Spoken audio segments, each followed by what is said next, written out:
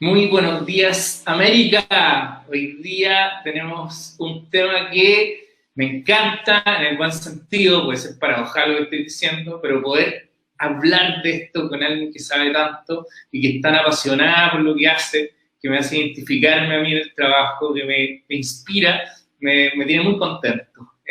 Vamos a estar conversando con alguien que tengo acá a mi lado, que se llama Pinka Jackson y que ha dedicado su vida por la defensa de los derechos de los niños en un ámbito que es muy poco conocido y que la gente le da cosor ni siquiera mencionarlo. Y hoy día nos vamos a meter en todos esos temas. Vinca, ¿querés saludar al público? Sí, hola, buenas noches, gracias por estar acá y por querer conversar, escuchar, compartir acerca de prevención de abuso. Como bien dijo el Álvaro, es un tema que uno piensa, ¿de qué quiero hablar? Seguramente estaría como en las últimas preferencias, pero es la mejor manera de promover el cuidado y promover la prevención, la conversación, así es que súper agradecida. Tenemos una noche muy interesante, pero antes de que nos metamos a terreno, les quiero compartir alguna idea. Estamos terminando el ciclo de live. Este es el 15º programa. Nos queda uno el jueves y cerramos el mes. Y el próximo mes vamos a hacer un pequeño paréntesis. Estamos reevaluando porque ha sido mucho trabajo y también tengo como deudas en términos a mi logística familiar. Y ya todos los martes y jueves en la noche me lo estoy como raptado. Entonces vamos a ver cómo organizamos junio y julio, pero hay muchas propuestas. Les cuento que el día jueves vamos a tener el último live de la jornada con ¿qué se juega en los niños cuando juegan? Segunda parte. Y con eso cerramos el ciclo. También les cuento que hoy día ha estado muy revolucionado el muro por un montón de situaciones que han estado pasando y reafirmamos nuestro compromiso tanto con el aporte de Carlos González como con la posibilidad de dialogar y generar dialéctica, conversar y criticar lo incriticable dentro de un marco de respeto y de crecimiento entre todos. Estaba tratando de contarle a Vinca antes de más o menos el encuentro de hoy día y un poco el interés que nosotros tenemos en poder ser un lugar de encuentro para muchas miradas. Así que también los comentarios de Sebastián León están muy bienvenidos y que nos permita también generar discusión con todos. Antes de comenzar, les quiero pedir, la gente ya conoce, ya nos están mandando saludos de distintas partes, que nos cuenten de dónde están mirando. Después nos metemos a ver todos los comentarios y es súper entretenido saber que podemos llegar a tanta gente. Le contaba a Vinca que tenemos un promedio entre 20.000 a 30.000 personas que ven eso. Es un estadio entero, es impresionante, no lo podemos creer. Te cuento, Vinca, sin que te pongas nerviosa, que en este momento hay 700 personas mirándonos, queriendo aprender. Imagínate 700 familias que van a tener mejores herramientas para proteger a sus hijos. Yo siempre lo miro desde ese lugar, ¡ay, me emociona, me encanta que podamos hacer eso! Mira, soy un especialista y tengo en la descripción del video, acá arriba, su síntesis de su currículum, que es bastante más extenso y yo lo leí en otras partes. Pero les quiero contar cosas de otra índole, que tienen que ver con cosas más personales. A pesar que Vinca, así no te quiero hacer sonrojar, pero es como una rockstar de lo que es el tema de la prevención del abuso a nivel no solo de Chile, del continente, o sea, ella está con un pie en Pensilvania y con otro pie en Santiago. Entonces yo la veo ahí en canales de televisión, en el Senado, yendo hablando con senadores, conversando con la animadora y de los programas, aunque ella no está ni siquiera cerca a que interese ese mundo, pero ahí está metida. Y cuando yo me he comunicado con ella, siempre ha tenido una puerta abierta. Y poco a poco, yo hoy día la considero una amiga, porque nos fuimos acercando, hemos tenido posibilidad. Me acuerdo una vez, yo estaba en México, nos pusimos a conversar y estuvimos 3 horas conversando. Fue una cosa, el tiempo se me hacía nada, muy entretenido. Y hoy día siento como en estas luchas que tenemos varios, que estamos defendiendo a los niños, trabajando contra los pederastas, contra redes que son muy poderosas, sentir que hay aliados que tienen como motivaciones que son genuinas sin buscar intereses ocultos o narcisismos personales, me encanta y esto también me hace sentir muy cercano, entonces estoy muy contento de que partamos por ahí. Entonces con Vinca le dije, lo que vamos a partir es ¿Se puede prevenir el abuso sexual? ¿Qué es el abuso sexual? Y ahí voy a ir haciéndole preguntas y poniendo sus comentarios. Vinco, por favor. Yo quería contar otra anécdota, pero está bien, no, la voy a Dale, contar dale, después. dale. Lo que tú No, no, quieras. no. No, que una cosa muy linda antes de conocernos, que hubo un momento en Chile, alguna situación de infancia donde hubo un activismo importante, y yo me acuerdo de que le digo a la líder de ese momento, de ese movimiento en la quinta región, le digo yo feliz de ayudar, pero como en la bambalina, ¿ya? Porque ella ya había asumido su protagonismo, la Jenny, y me dice, qué lindo me dice, y nosotros no nos conocíamos en persona todavía, porque el Álvaro Payamares, y yo también te admiraba mucho, seguía tu trabajo, me pidió exactamente lo mismo. Y son los dos psicólogos, de varios con los que hablé, que tuvieron ese pedido especial y han estado nutriendo la causa, y yo he hablado, o sea, en el fondo ella estaba en el protagonismo y nosotros en la bambalina. Yo eso lo encontré muy lindo, a propósito de lo que decía, y, y fue un súper buen antecedente para luego cuando nos conocimos. Mira, no sabía eso, que me hace Sí, sentir orgulloso, qué bonito. Muchas muy gracias. lindo. Las coincidencias. Bueno, el abuso, yo eso iba a partir comentando, además de la psicología y del trabajo, nunca sé bien dónde, cómo mirar la cámara.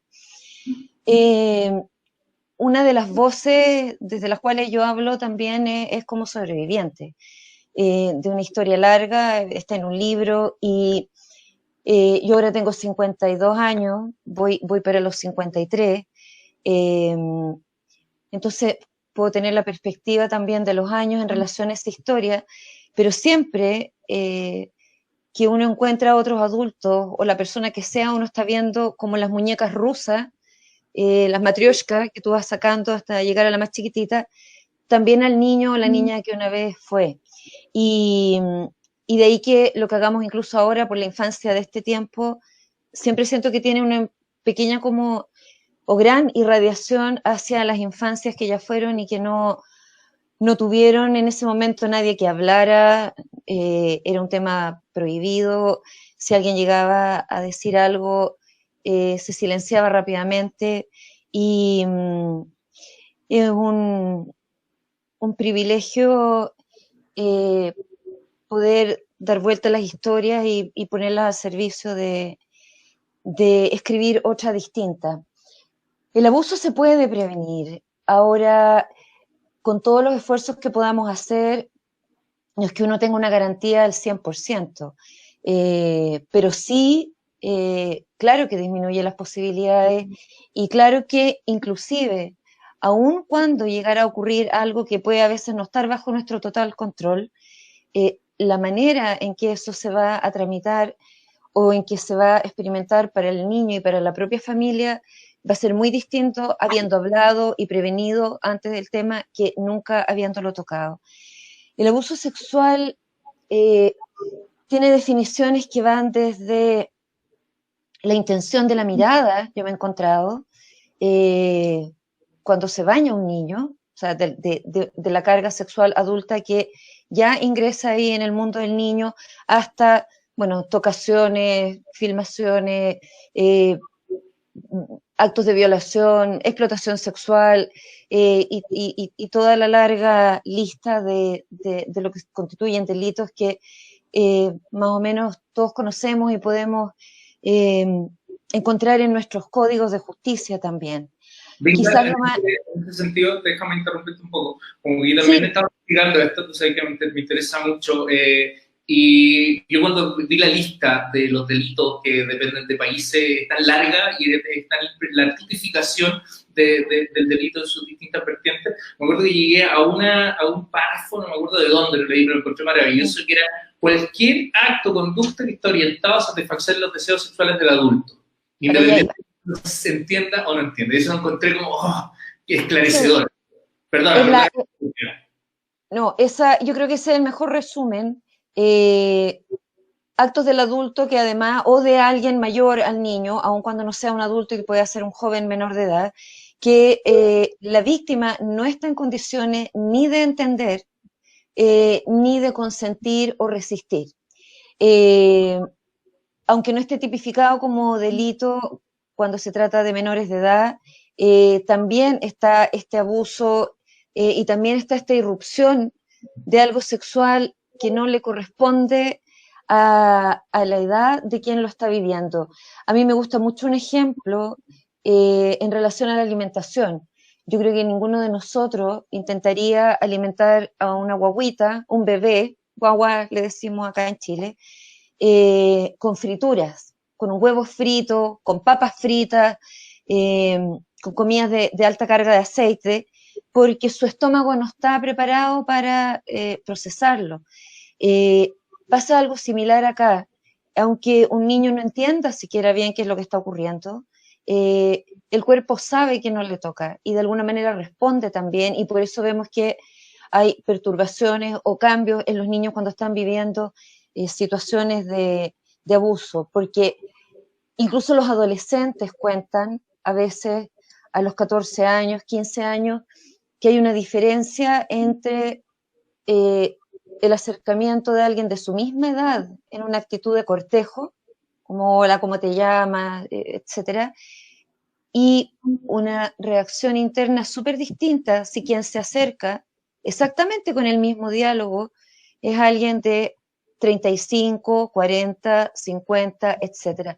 Y tiene que ver exactamente con ese, como una suerte de reconocimiento de acá en mi misma edad, sí, desde esta energía del adulto, desde la experiencia de un adulto que ha vivido otras cosas, además que tiene otra mirada, otra experiencia, otro recorrido de la sexualidad, hay algo aquí que no tiene que entrar. Eso como avisos del cuerpo, ojalá que enseñáramos desde muy pequeños a los niños a escucharlos y a atenderlos, a no pasarlos por alto, porque, porque tendemos a suprimir esa voz del cuerpo que informa a los niños de cosas que no saben bien por qué, pero no las quieren, no les gustan, los incomodan. Eh, Hay un ejemplo, si tú me permites, Álvaro, niños que a veces no han querido ir a casas durante años.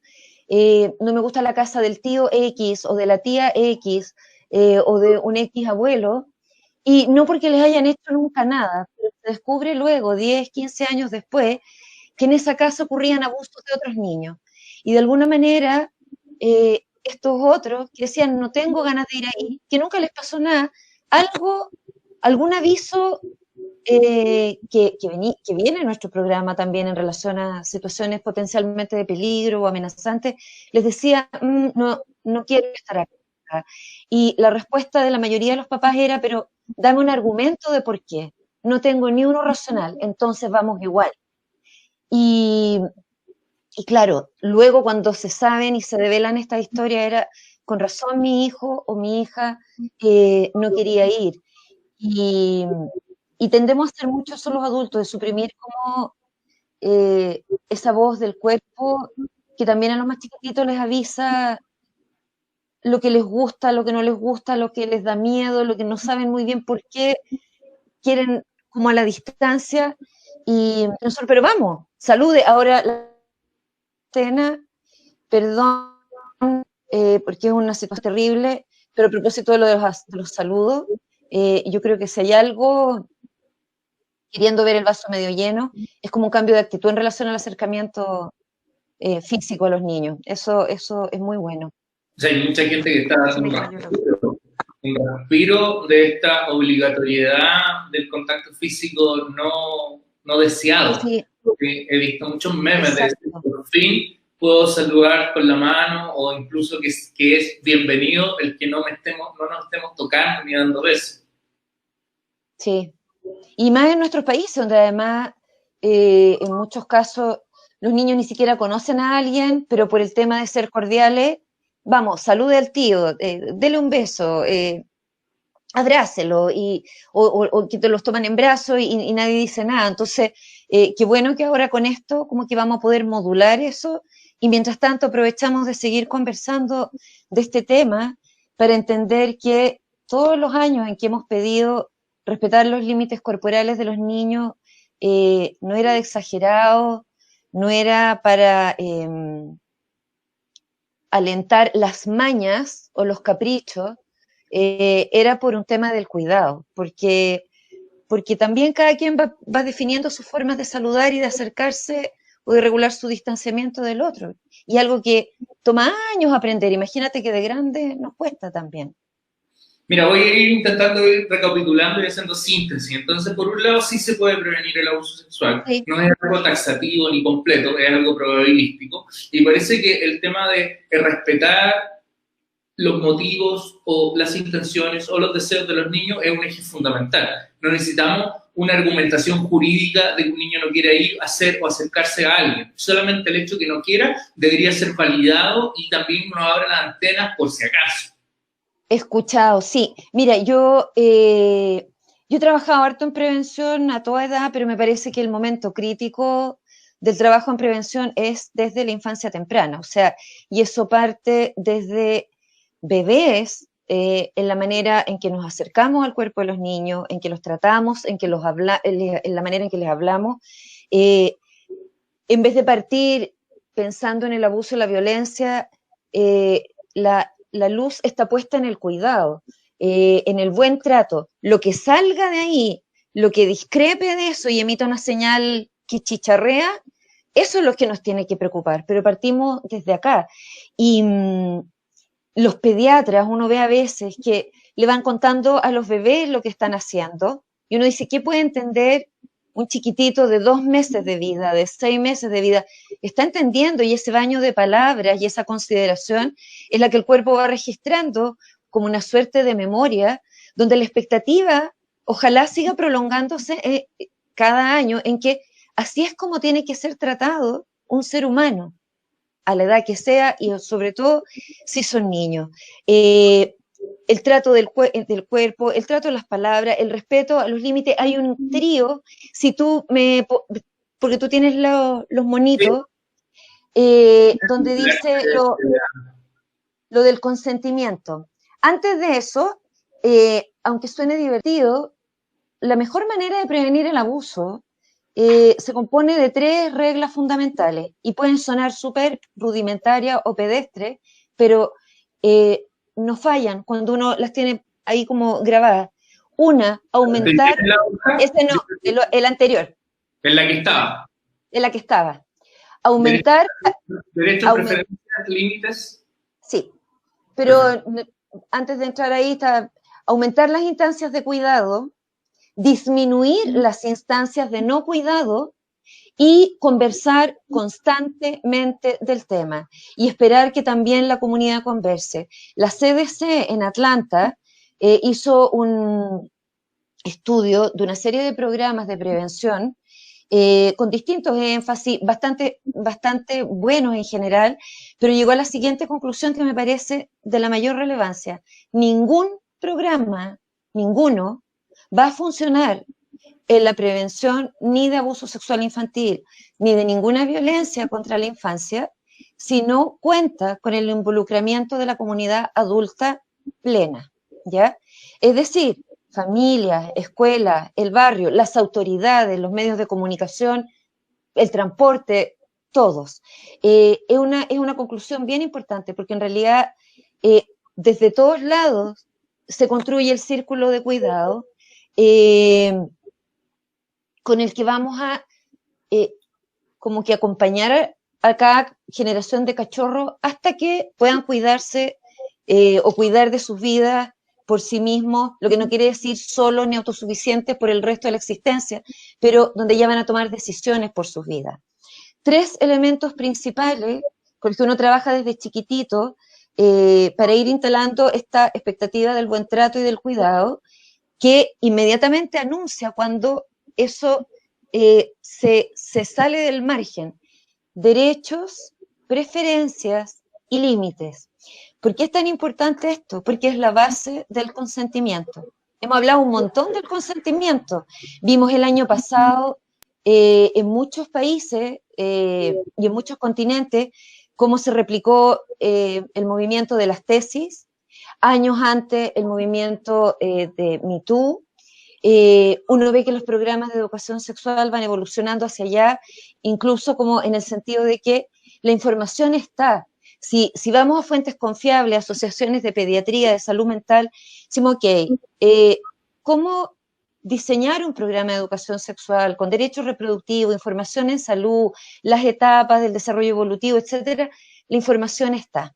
Si tuviéramos que concentrarnos en la gran prioridad del sentido de esta educación y reducirlo así como a un concepto principal, es el consentimiento. Y el consentimiento tiene que ver el día de mañana, cuando somos más grandes, con el autogobierno, con el albedrío, con el ejercicio de la responsabilidad, con también el ejercicio de los propios límites, de las propias preferencias, de cómo estoy viviendo en la vida cívica, etcétera.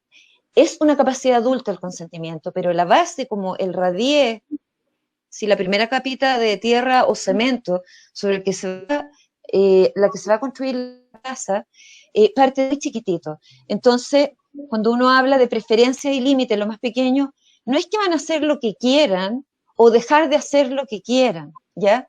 Pero es empezar a ejercitar este músculo, sabiendo que hay ciertos derechos de los niños a ser bien tratados, a tener una familia, a comer, a tener salud, a ponerse sus vacunas, etcétera, y a ir definiendo ciertas preferencias y límites que parten en, y porque está acá el cuerpo y estas como láminas del cuerpo, parte desde lo que nos informa el cuerpo, los 5 sentidos, que son la manera en que los niños descubren el mundo, y donde ya podemos partir preguntando desde muy chiquitito, incluso con muy pocas palabras y todavía apenas algunas sílabas, ¿qué les gusta más? ¿Qué es más lindo? ¿Qué es más rico? ¿Qué color del cielo, el de hoy día, de la mañana o de la tarde, estaba más lindo para ellos?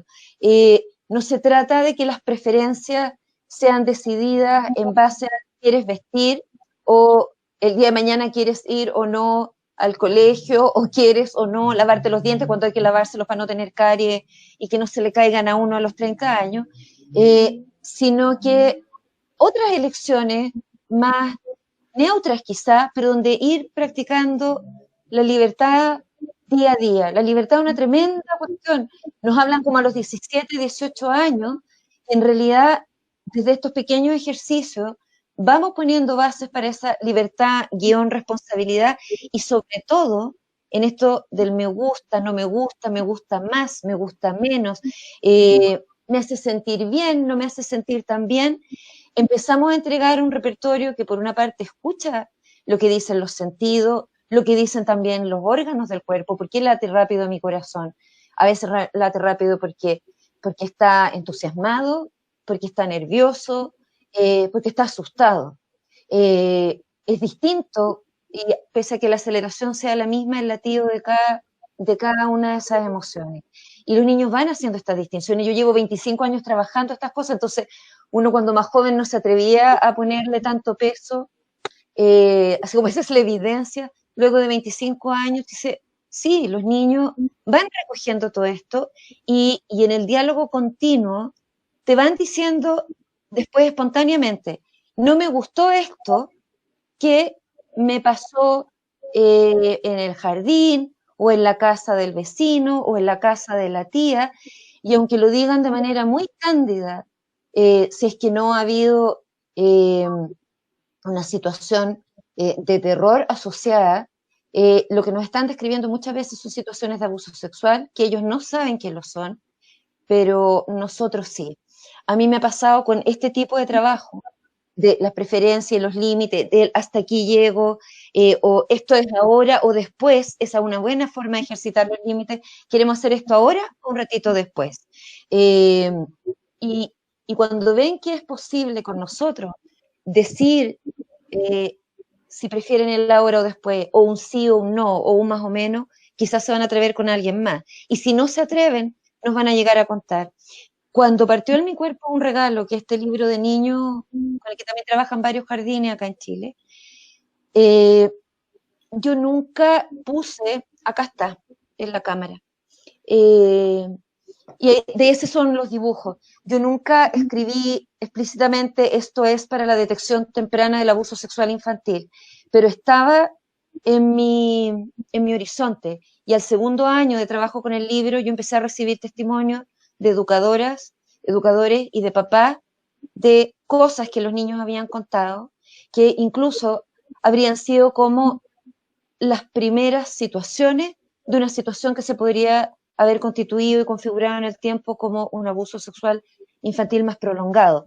No me gusta que después de que me limpian, cuando hago pipí, el abuelo o X persona eh, me toca de esta manera, me toca así, no me gusta cómo me toca, no me gusta que me pide darle besos en el pene. O sea, nosotros tenemos súper claro que una declaración como esa es abuso sexual infantil. No me gusta que siempre que me bajo del balancín, no es que solo me afirma para que no salga, o sea, perdón, del resbalín, para que no salga como volando, sino que me aprieta mis partes privadas. Y empiezan a decir estas cosas en clave de me gusta, no me gusta, o me da guácala, me da asco, así tal cual como la brócoli, o ciertas comidas que les hacen así como, decir esto no me gustó porque no me gustó el olor a, y tú estás inmediatamente identificando algo que ha pasado 2 veces, se podría haber configurado después como algo muy prolongado, pero ya los niños acostumbrados a este ejercicio del libro y en la casa y en el bus y en el camino al jardín o a comprar el pan al almacén. ¡Uy, qué linda está la tarde! ¿Está más linda la de hoy día o la de ayer? ¿Te acuerdas? La casa verde o la blanca, el perrito más grande o el más pequeño. Incluso en el mismo almacén, este tomate o este otro. Y siempre va a haber algo distinto. Ninguna verdura, ninguna estrella, nada es exactamente igual a otro. Entonces, siempre va a haber como algún punto de comparación. Bien, Es bien importante ese ejercicio. ¿Ah? en ese sentido, parece tan importante las prácticas de crianza y la forma que tenemos de lidiar con el tema de los límites, que era una de las palabras importantes. Si tu hijo y tu hija tienen miedo de botar un vaso, no te va a contar que le tocan sus genitales. Eso es súper importante. Entonces, en lo niño, en lo cotidiano, en lo casual, en lo sin tanta importancia, se juegan las cosas fundamentales. Entonces, cuando tus hijos confían en ti y saben que si tú botas un vaso, ¿sí? Que es un ejemplo del test de evaluación de apego, de la completación de historia y varios, si tú botas un vaso, lo que va a ocurrir es que nos vamos a levantar y lo vamos a limpiar juntos, tú sí puedes contar que te está ocurriendo una situación de abuso. Si tú tienes miedo de que tu mamá te dé un chanclazo, te dé un grito, te deje encerrado, te insulte o te pegue, tú tienes más probabilidades de caer en un espacio de cronicidad con estos perversos que tienen fórmulas sistemáticas de acercamiento para buscar los niños que están sometidos a ese tipo de cuidado. Por eso es tan importante la crianza respetuosa, no solamente por todos los conocimientos éticos, morales, neurocientíficos, económicos que conocemos, sino además porque es un protector frente a estos perversos que andan, que son... Y a toda edad. A toda edad, porque partimos desde pequeñitos, pero en el fondo queremos que este radar que viene también incorporado en cada uno, fuera del cuidado de los adultos que cada niño pueda recibir en distintos entornos, que ese radar también avise ciertas cosas más adelante y que nos puedan preguntar, mira, alguien en internet me dijo esto, eso es lo que uno querría. Y como que, no sé, y enseñarles y acompañarlos también en internet. Por ejemplo, oye, qué sé yo, ya están jugando un juego, me acuerdo había uno de pingüinos años atrás, que alguien incorporó a mi hija sin mi autorización y luego fue muy difícil quitárselo. Dije, ok, pero acompañando, siempre al lado.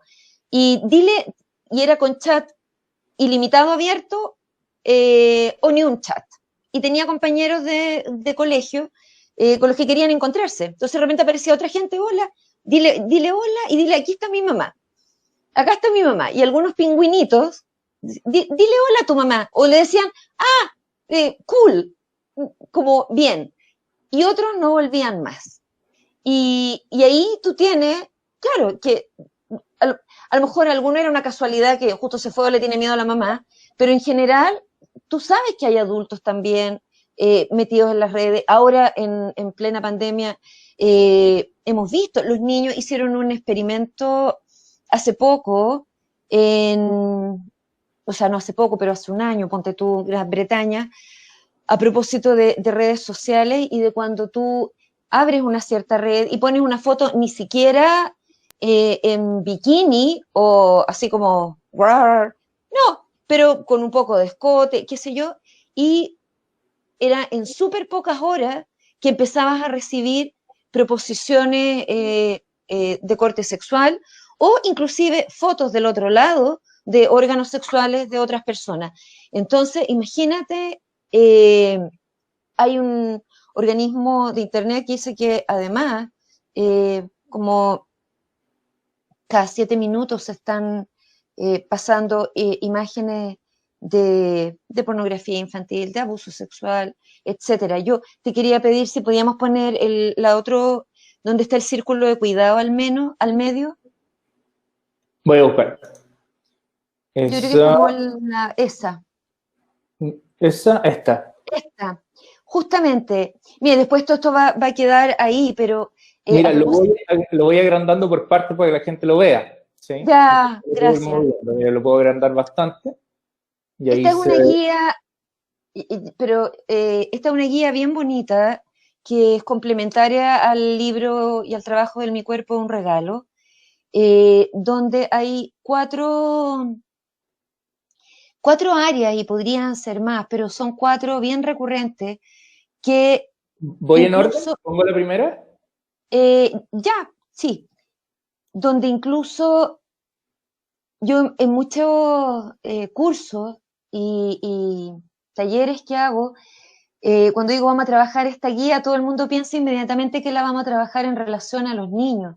Y no, es en relación a los adultos, para ver cuán difícil es para nosotros a veces, por ejemplo, escuchar la voz de nuestro cuerpo. Cuando nos avisa algo, cuando decimos esto no, no tengo ganas de salir ahora o no me quiero meter por esta calle a caminar, y resulta que uno hizo caso omiso de lo que su cuerpo le decía y no sé, te caíste, te quitaron la cartera.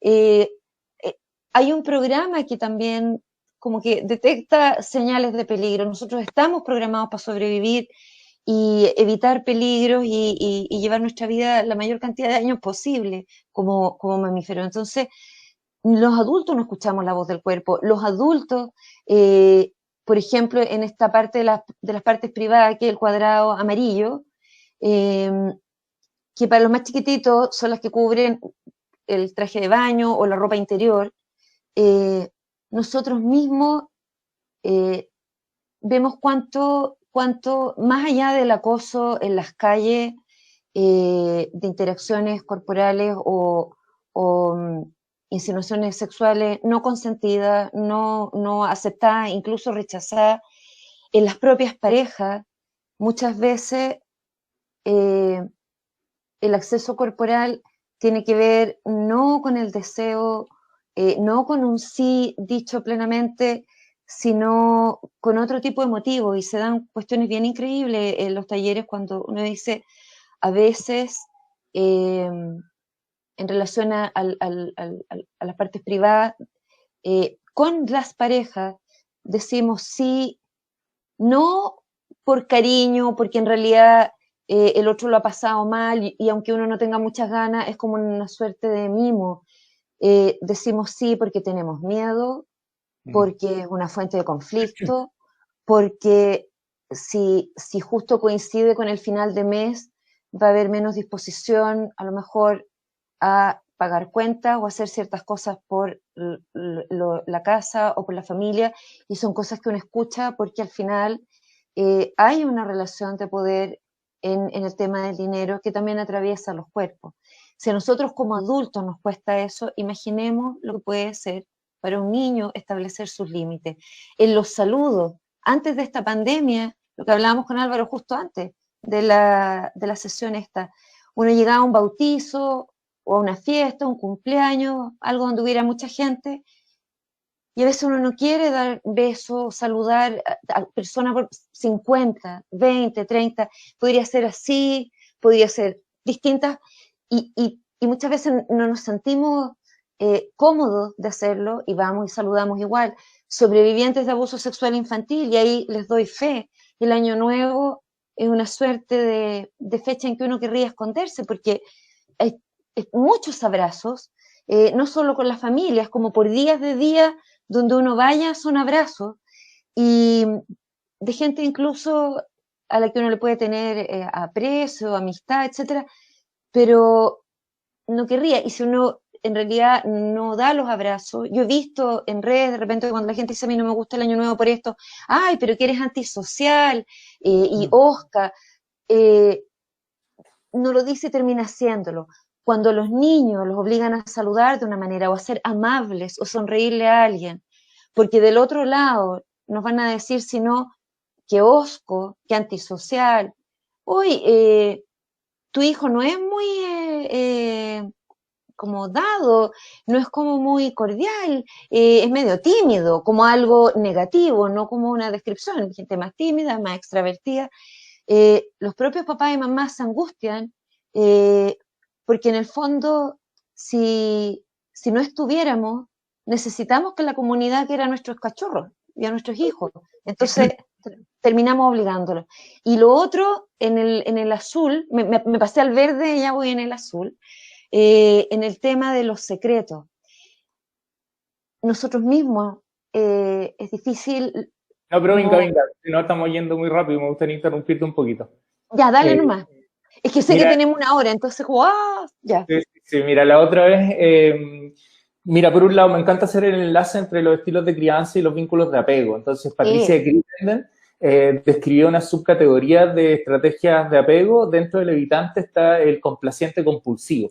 Y el complaciente compulsivo justamente el que se muestra más como frágil frente al autoritarismo o a las relaciones verticales y es más capaz de ignorar su experiencia emocional, sensorio-motriz y ceder ante presiones externas. Y eso es un elemento que tiene que ver con la inseguridad del apego. Por eso cuando uno tiene un apego más seguro y los papás trabajan por tener mayor inteligencia emocional, mejorar su mentalización y conectar con su hijo, los protegen frente al abuso sexual infantil. Eso por un lado. Tengo un par de cosas que te tenía entre medio. Mira, otro que tiene que ver con esto de los saludos, ¿sí? Frente a yo desde que publiqué que iba a estar contigo, ocurre una efervescencia. Entonces me empezaron a escribir por interno y escribieron muchas preguntas en el muro. Y una de las cosas, uno de los temas que me llegó, es quiero hilvanar dos datos que parecen súper importantes. Por un lado, el que en términos estadísticos parece que la probabilidad más grande del abuso, sin querer hacer un juicio de valor, sino de lo que yo he estudiado, tiene que ver con el padrastro. ¿Sí? El padrastro podría tener un lugar, ¿no? ¿Me equivoco? O sea, el padre, el padrastro, a ver, las figuras paternas, Figura paterna. encabezando la lista padres y padrastros, y a continuación abuelos, tíos, padrinos, que es una figura que también existe en muchas familias, primos mayores adultos, porque a veces hay como primos de 30 años y chiquititos de 7, dependiendo, y también primos adolescentes con niños más chicos, pero figuras paternas, masculinos. O sea, a mí me da pena eso porque yo sé que hay muchos papás viendo y profesores y personas que están en el cuidado, pero son los hombres la mayoría de los abusadores sexuales, y son la mayoría de ellos dentro de la familia y las redes cercanas, y dentro de eso son una mayoría de figuras paternas y cuidadores, y el incesto es una realidad avasalladora, mucho más de lo que querríamos admitir, y, y, y, en, y en materia de abuso sexual infantil ha costado muchos años. O sea, yo te digo, cuando yo publiqué mi primer libro, el 2007, yo viajé a Chile y me acuerdo que ofrecía ir a los colegios a hablar, porque justo había habido como toda una apertura un poco del tema. Entonces, no, porque incómodo, y, y de repente tú querías agregar datos en un proyecto, no, el abuso, como algo estigmatizante, como algo incluso sucio, que, que de alguna manera denigraba a quien lo había vivido, cuando en realidad lo denigrante era ser un abusador, no haber sido abusado. Y bueno, la conversación empieza a darse fundamentalmente, en Chile al menos, en relación a los colegios, los jardines. Hubo un año en que además se juntaron muchas situaciones como masivas, o sea, de un gran número de gente en distintos establecimientos educacionales, desde preescolares a básica y media. Y claro, los colegios bajo escrutinio, las guarderías bajo escrutinio. Un tiempo después se comienza a hablar de lo de la iglesia en Chile, o sea, la iglesia, pero siempre estamos hablando de un otro afuera, que en realidad venía a ser parte de un 20 o un 15% del total de abusos. Piensa, se manejaban cifras de extraños totales en el abuso sexual infantil, un 5%, es nada. Y la mayoría concentrada en el entorno intrafamiliar. Pero es duro hablar de incesto, es duro hablar de lo que pasa entre cuatro paredes. Por lo tanto, durante mucho tiempo la conversación se ha centrado como en el abuso que te puede ocurrir fuera de la casa, y mencionamos el dato de lo que ocurre en el hogar. La mayoría de los abusos son intrafamiliares y en la casa ya, y seguimos hacia el otro lado. Y ahora, con la pandemia, hemos tenido que mirar lo que pasa dentro de la casa al fin, y abrir más la conversación con mucho respeto, con mucha delicadeza humana, pero de manera muy categórica, en el sentido de que los niños y niñas en este minuto, si tomamos en cuenta que la mayoría del abuso es intrafamiliar y la mayoría ocurre a manos de figuras paternas y padres y padrastros, entonces hay una tremenda proporción de niños en este minuto encerrados con sus abusadores sexuales durante toda la cuarentena, y nosotros no tenemos todos los números, pero en Estados Unidos y otros países que llevan mucho más tiempo trabajando y hablando de todo esto, apenas partió la cuarentena en marzo, hubo información en dos sentidos en los números telefónicos de denuncia. Un aumento muy significativo de llamados directos de niños, que antes no ocurrían, porque en el fondo la denuncia la hacían los adultos, que escuchaban un testimonio del niño o del colegio, y hay protocolos para ayudar a los niños en la denuncia, entonces siempre un adulto en general el que llamaba para consultar, y de pronto en un mes el aumento así, pero exponenciales, de llamados directos de niños. Aquí estoy más o menos con la persona que me acusa. Y luego, en otros casos, una baja radical de llamados. Entonces, como que si esta semana nosotros atendíamos, no sé, 200 llamados diarios, partió la cuarentena y teníamos 2. No es que bajó el abuso milagrosamente y desapareció de la faz de la tierra, es que desaparecieron quienes denunciaban, porque estaban todos en cuarentena. Y en ciertas comunidades o con ciertos servicios telefónicos, los niños a lo mejor no llegaban a tener acceso, no conocían bien el número, no había sido socializado, a lo mejor por televisión o en distintas campañas, paraderos de bus, etcétera, muchas veces, como para haberlo tenido retenido. Y ese dato inmediatamente fue como un apretuje de corazón. Yo cuando partió la cuarentena acá, me acordé cuando chica, en las épocas de toque de queda, y fue como, los niños van a quedar encerrados acá, y me acuerdo que llamé a Carabineros al tiro la primera semana, a la policía de Chile, para los amigos de otros países, y hablé con una mujer, una señora teniente, muy preocupada también del tema, y me decía, no, los números van a seguir operando. Y yo le decía, sí, pero los niños no van a alcanzar a llamar, porque en el minuto que tomen el teléfono, hagan así, si el abusador está en la casa, si el papá o el padrastro de la niñita, ¿y a quién estás llamando? No, a la abuela, o sea, no va a poder. Entonces hace falta un botón de pánico en las comisarías virtuales, o una franjita en la televisión. ¿Cuántas veces no le hemos pedido a los medios? Y todavía nada, porque además ahora los profesores están chateando con los niños en clase. ¿Qué pasa si un niño, entre medio del chat privado, cuando se da la posibilidad, te dice, lo estoy pasando muy mal, ¿ya? Me están pegando mucho, generalmente además se dan combinadas ciertas cosas, y me pasan cosas que no sé cómo explicar, y que tú sabes que puede tener que ver con abuso sexual, porque es muy difícil también de describir y todo. Oye, como el área chica, ¿sí? De lo que entramos justo en pandemia, y te quiero poner una situación. Niña de 8 años revela que la pareja actual de la madre le da besos en la boca, ¿sí? Y un poco sabemos que las estrategias de los pederastas son paulatinas, empiezan con estos acercamientos. ¿Qué hacemos con esa niña? ¿Cómo apoyamos? ¿Qué tipo de cuidado se puede dar? ¿Cómo recibimos ese relato de temerosa también? Besos que ella no aprueba ni le gustan. ¿Y cómo logramos como educar a la gente que hoy día tiene el abusador en la casa? A ver, yo, primero que nada, el tema del beso en la boca no siempre está asociado al abuso, lo que lo hace más difícil de diferenciar cuando en el otro caso.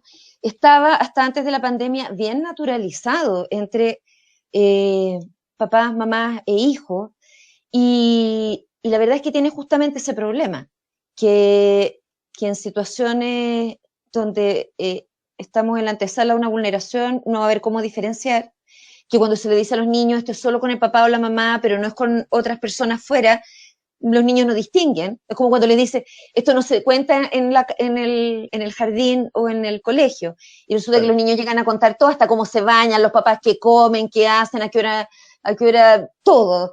Y porque como que no hay filtros, circulan en el mundo de otra manera. Y Hablamos del papá, hablamos de la pareja de la mamá. sí, lo que pasa es que quiero aprovechar al tiro de poner como el foco sobre el tema de los besos en la boca, ¿ya?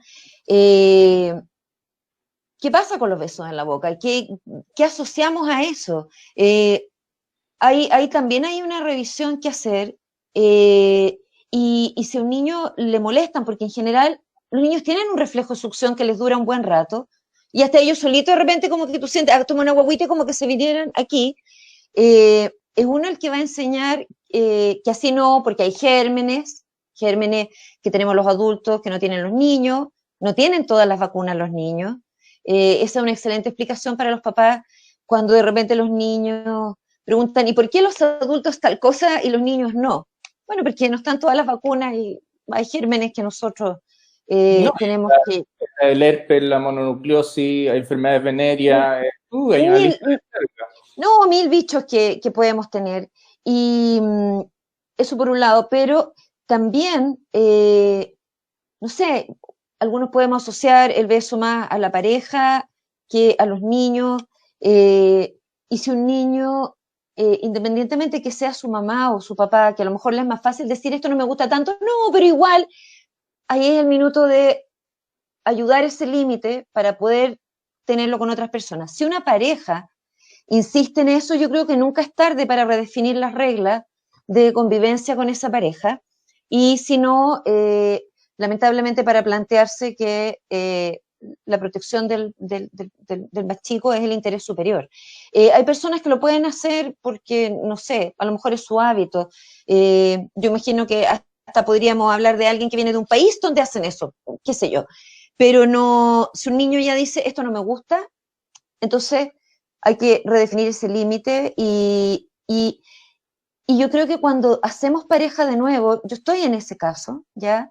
Me parece que la verdad o el sincerar las expectativas es la mejor solución. O sea, antes de pololear o de irse a vivir o de casarse con alguien, cuando uno ya trae niños, además, y pueden ser los míos, los tuyos, los nuestros, etcétera, hablar de esas cosas. Yo en realidad en la interacción física creo en tal y tal y tal y tal, en relación a los diálogos tal y tal, tales preguntas me gustaría contestarlas yo, esta otra tú. Yo siempre he definido, por ejemplo, acá que ojalá la policía mala, entre comillas, sea yo, o la más bruja con ciertas cosas, porque a veces cuando la pareja de uno es el padrastro, uno es el papá, es más fácil decir, pero tú no eres mi papá, ¿ya? Que se puede, es una respuesta que pueden dar los niños. Y es más fácil que, como, entre comillas, le agarren mala barra, ¿ya? Entonces, hay ciertas reglas que, por ejemplo, prefiero dar yo, porque total, igual, tengo más cariño incondicional, no, hay que irse a acostar igual, y en otras las pone mi marido. Pero esas son conversaciones que hay que tener antes, y en cosas que van sucediendo después, conversarlas también. Por ejemplo, la semana pasada unos papás me contaban que la niñita, pese a la distancia social y no hay fiestas, no hay cumpleaños, no hay nada, le gustaba un niñito. Y el papá como que le hacía broma, ¿ya? El papá. Podría ser el padrastro también. Ese minuto es decir, oye, ¿sabes qué? Esto mejor no, ¿ya? Y siempre estamos como actualizando esa conversación de los límites de cuidado, de crianza, de relación. El beso en la boca, si ya un niño dijo no, es no. Y si hay otras situaciones que una pareja no entiende, lamentablemente ahí es como tripas corazón. O sea, yo sé que puede sonar súper brutal, pero es el interés superior del niño y más de una vez hay trabajos que no hemos aceptado a lo mejor, cuando se puede elegir trabajo, porque en momentos de desempleo aceptamos, o sea, es distinto. Yo también uno estaba ahí recién separada y trabajando horas extra, etcétera. Pero hay cosas que no haríamos por nuestros hijos, ¿verdad? Que no elegiríamos por el cuidado de nuestros hijos. También eso puede ocurrir en relación a la pareja. Oye, Vinca, mira, una de las cosas que me encanta tuyo es que no tenéis pelo en la lengua, y el pene se llama pene y la vagina se llama vagina. Sí. Es un cuarto espectacular. Sí. Mira, yo tengo mucho acceso, no tal vez no mucho acceso, pero he leído mucho con respecto a estadísticas, y las estadísticas son abrumadoras. O sea, estamos hablando de la cifra negra, de todos estos números. Por lo tanto, la probabilidad de que un niño cada media hora en Chile, por ejemplo. La probabilidad de que en este momento haya una mamá que su pareja sea pederasta es real. Es real y que puede ser, sobre todo mujeres que tienen hijos e hijas, estos hombres las buscan eso y tratan de meterse a la casa y a veces se demoran años en concretar el abuso. Dentro de ese contexto, ¿qué le recomendarías tú a estas mujeres que muchas veces a sí mismos son sobrevivientes y se da un efecto bien como un poco perverso, no sé, como maquiavélico de los árboles genealógicos, que se va repitiendo eso, y a las mamás también les cuesta a veces ver, observar, y después en las situaciones de psicoterapia relatan de que cómo mi mamá no me defendió, cómo no lo vio. Yo hice un montón de señales, pero las mamás no ven esas señales. ¿Qué señales podíamos ver o cómo podíamos abordar todo eso? Y un segundo, si quieren seguir escuchando, escriban Sócrates, este es el momento, que ya llevamos 50 minutos, para que nos estiremos unos minutos más. Sí. Vinca. A ver, son varias, espérate un poco, son varias preguntas en una. Sí, hay como distintas miradas en relación a las mamás o las mujeres que hemos vivido abusos sexuales en la niñez. Hay estudios donde se ve que hay una mayor disposición a proteger, incluso a sobreproteger a veces, justamente por lo que se vivió. Y en otras, la posibilidad de un punto ciego, de un umbral distinto, porque ya fue tanto también que de alguna manera no quiero verlo nunca más. Y en ese no quiero verlo nunca más, se me puede desaparecer mi propio hijo o hija, como en el espectro. Yo creo que aquí hay dos cuestiones. Por una parte, nuevamente el llamado a la comunidad, y lo que tú decías de hablar las cosas al pan pan, vino vino, creo que es vital cuando pensamos que hay personas que en distintas situaciones, en esta o en violencia intrafamiliar o en tantos otros tipos de sufrimiento que cuesta verbalizar y pedir ayuda, antes de que la pidan, nosotros también podemos interceder. Yo de repente cuando veo que hay gente manoseando, que saludan con manoseo a las niñas más jóvenes y todo, y eso es como incómodo. Y mira, que bueno, ahora ya soy más vieja, entonces es como, la vieja metida, no me importa, pero como que puedes proteger ahí, y hay niñas jóvenes que te miran y dicen, gracias, qué bueno, y tener como más con respeto, con asertividad, cuando vemos que a niños les pegan o los amarrean en la calle. Una situación súper compleja, porque uno dice, debería interceder por el más chico. ¿Y qué pasa también con esa mamá o ese papá? Entonces, a lo largo de los años, y esto es algo que me gustaría compartir, algo que funciona es ¿en qué puedo ayudar? ¿Puedo ayudar en algo? O sea, pero es maravillosa esa pregunta, porque en la pregunta per se hay una suerte de advertencia de, ojo, estoy viendo que aquí algo está pasando y no voy a cerrar los ojos a verlo, ¿ya? No voy a pasar de largo ante lo que puede ser un maltrato. Pero no es como, oiga, ¿usted cómo se le ocurre tratar a este niño? Es, ¿en qué puedo ayudar? A mí nunca me han pegado todavía, nunca me han insultado, que es una cuestión que uno más joven decía, churra, si digo algo, me decía, oiga, ¿qué se imaginado? No sé, tantas cosas que pueden pasar. A una compañera de la fundación le tiraron un vaso de Coca-Cola encima por intervenir en un maltrato infantil, pero eso es lo más extremo que hemos recibido. Claro, no, pero de repente cuando uno está trabajando en territorios más difíciles te pueden hasta cuchillar, entonces, claro, o la siguiente vez que tú vas te puede esperar a alguien porque quedó enojado la vez anterior, entonces, con mucho respeto, ¿puedo ayudar en algo? ¿En qué puedo ayudar? Y yo acto seguido, y creo que todos podemos también agregar esto, es como, yo soy mamá también. También podría decir, soy tía, soy tío, soy abuelo, tengo sobrino. Yo también me he visto a veces superado. La mayor cantidad de veces la respuesta es o de desconcierto, así como ya, y interrumpe la situación de abuso. Y muchas veces hasta te quedas conversando un poco más, cuando dices, oh, yo también soy mamá, bueno, además yo puedo decir, y yo además trabajo con niños y con comunidades, etcétera, pero ya el mamá es como, listo, estamos entendiendo algo similar de la experiencia de la relación con los niños, y muchas otras veces hay gente que se pone a llorar, que dice que estoy sobrepasada, así en medio de un mall, en medio de una calle, en medio de cualquier lugar, y a propósito de yo también soy mamá y también he estado ahí, a veces así con ganas de, no más. ¡Buah!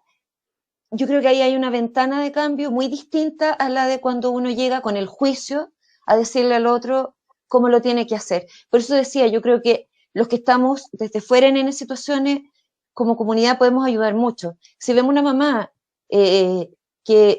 o ni siquiera vemos a nadie, pero si hablamos y decimos, ¿cómo es posible que hay mujeres que se emparejen y no pongan las reglas o no defiendan a sus hijos? ¿Cómo es posible que hay mujeres que se dejen pegar ya una vez por último, pero una segunda y una tercera y una quinta? Sí, yo tampoco lo entiendo. Incluso con la mejor intención, ese tipo de conversaciones, si hay alguien que está viviendo eso, menos va a pedir ayuda. Entonces, ¿de qué manera nos vamos instalando en el coro social para que otros puedan contarnos las cosas? Y quizá, a lo mejor decir, si hay personas que no saben cómo decirlo, pidan ayuda. Yo me acuerdo cuando era joven y no había hecho mi terapia de abuso todavía, tenía muchos problemas para identificar ciertas señas, pero muchos. Y tuve una compañera de universidad que claro, que cuando uno viene de situaciones como de violencia larga igual el shock dura de N rato, cuesta mucho. Entonces, yo de repente decía, esto no sé, parece que no me gustó, pero de repente uno es hipersensible. No, tú tienes que ir y decirle, tata. Y ella era bien como así, sobreasertiva. Pero era bien impresionante. Claro, pero era bien impresionante para mí porque yo llegaba y me tocó una pareja muy guácala, así, muy dañino, en fin. Y yo me acuerdo de haber ido con el texto tal cual de esta compañera. Mira, a mí nadie me dice eso porque bla, bla, bla. Y funcionaba. Y yo llegaba al día siguiente a la universidad, no lo puedo creer. Gracias, porque no tenía el recurso para defenderme todavía. Y con este recurso prestado, también pudiste ver y dijiste, sí, en realidad aquí no, ¿ya? Me tengo que cuidar de otra manera, tengo que aprender algo que falta. Yo creo que estas conversaciones sirven para eso, el pedir ayuda, el tener amigos, amigas, comunidades de padres, donde lo primero que nos reciba, sepamos que no va a ser un juicio, oye, pero pucha, sino que, a ver, te escucho, ¿ya? Puede haber un momento a lo mejor para el despierta, ¿ya? Después, pero en el minuto escuchamos, intercedemos, ayudamos y compartimos este tipo de cuestiones. Usted tiene una nueva pareja, se va a juntar, lo mismo corre para los hombres. Yo también he escuchado a muchos hombres sufrir porque han hecho una nueva pareja que tiene un vínculo tenso o directamente agresivo con los niños de su relación anterior. Entonces, pero eso, los míos, los tuyos, los nuestros, pasan cosas. Pasan abusos sexuales, pasan abusos psicológicos, pasan exasperaciones, humillaciones, pasan malos tratos también. Entonces nos tenemos que que poner de acuerdo antes y saber también cuándo pedir ayuda. Y si hay personas que se dan cuenta que desde su historia, desde las comunidades en que viven, desde muchos otros motivos, han llegado a comportarse de una cierta manera, no hablo del abuso sexual infantil, estoy hablando de otro tipo de situaciones, a lo mejor está a la mejor disposición también para corregir. Y también ser muy categórico en decir, como los zorritos, creo que son los zorritos, pero puede que haya otros animales también, a veces están en situaciones donde la trampa te agarra y los zorritos al menos se mascan la cola ellos mismos para dejarla atrás y salir vivos. Hay una canción en español de una cantante que se llama Amaral, Salir corriendo. Es como eso. Aunque uno se desgarre la cola, si hay niños de por medio, ojalá pueda salir corriendo. Y pueda salir corriendo siempre y cuando haya una sociedad donde también estén los apoyos para eso, porque no voy a salir corriendo si me voy a quedar a la intemperie. Yo, muchos años atrás, más joven, nunca voy a olvidar testimonios de mamás de, sí, pero él le pega a un solo niño de los 3.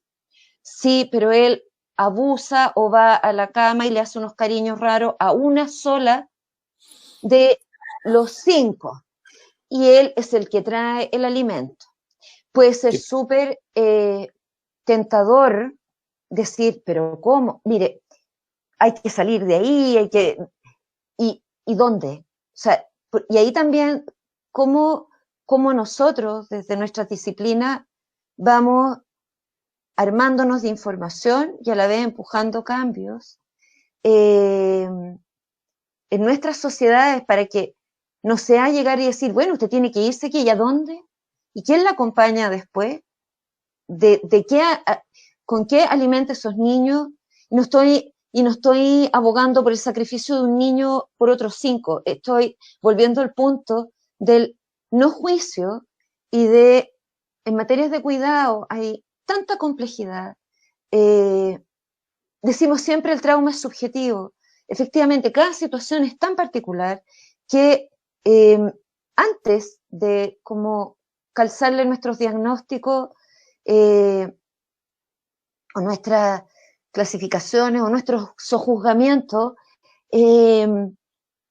preguntemos, veamos por dónde ir y como un poco inocentemente, inclusive, a nosotros en psicología nos enseñaron tantas cosas, nos engolosinamos los primeros años, uy, esto es obsesivo compulsivo, esto es aquí, esto es allá. No, es como voy a sacar todo esto. ¿Qué haría sin todos estos nombres? Chao, DSM-4, 5, whatever.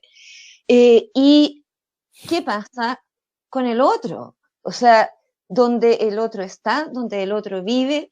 Yo he visto en talleres de papás, me tocó un taller alguna vez de papás que sus niños estaban en el sistema de protección. Claro que habían tenido traspiés en la vida, claro que habían, por ejemplo, caído con una pareja que hizo gaslighting y que terminó estafando a una mamá y abusando a su hija, etcétera, etcétera. Y al final, la pena como legal termina siendo para quienes eran las víctimas y más sufrieron.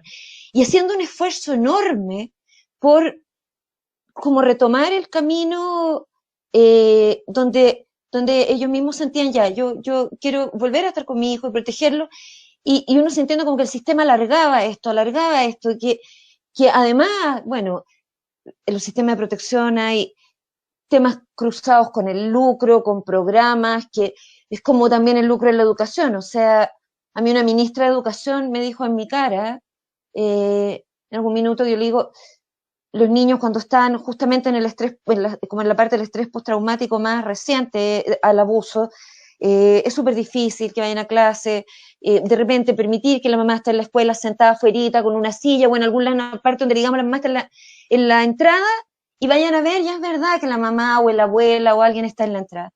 O que falten, porque hay días que no pueden sacarse el pijama de aterrados que están. Y en muchos casos, las personas que abusaron o quedan libres o hacen penas remitidas y hasta viven cerca en las comunas. Alguna vez explicamos, no puede vivir en la misma comuna. Por último, o sea, por favor, o sea, las penas y las restricciones tienen que ver no con una venganza, tienen que ver con sancionar una responsabilidad y darle un tiempo a los niños que han sido víctimas también de poder regresar a sus infancias y adolescencias. Bueno, y esta ministra me dice, en mi cara así, bueno, me dice, pero es que igual está, la escuela pierde las subvenciones con las inasistencias. Y yo así como, le digo, qué bueno, ministra, porque así como aprovechando el momento, porque fue, qué bueno, ministra, que usted ponga el tema del lucro aquí en la mesa, porque es asqueroso y realmente qué terrible lo que estamos haciendo, imagínense en situaciones de trauma. Quedó así como media desconcertada la autoridad y la persona en la reunión y seguimos en otras cosas, pero claro, sí, pero resulta que esto a propósito de inasistencias de niños deportistas que a veces hasta compiten por su región o por su país, castigados. Niños que se les ha muerto a alguien en su familia y no pusieron ir, castigados por la inasistencia. Niños que han vivido traumas como el abuso sexual infantil, es de larga reparación, no es incurable, no es imposible, pero tiene sus tiempos, también con problemas por las inasistencias. Entonces, aquí hay algo en la conversación, siento yo, de la ética del cuidado, también como una suerte de diccionario o de lupa, lente, para mirar los abusos, para mirar nuestras precariedades, para mirar nuestros, entre comillas, fracasos, nuestros momentos así como más tristes y oscuros, que lo hemos tenido yo también, y con espacio para hacerlo desde otro lugar. Porque al final, no sé, no seríamos ni psicólogos si no creyéramos que es posible otro lugar.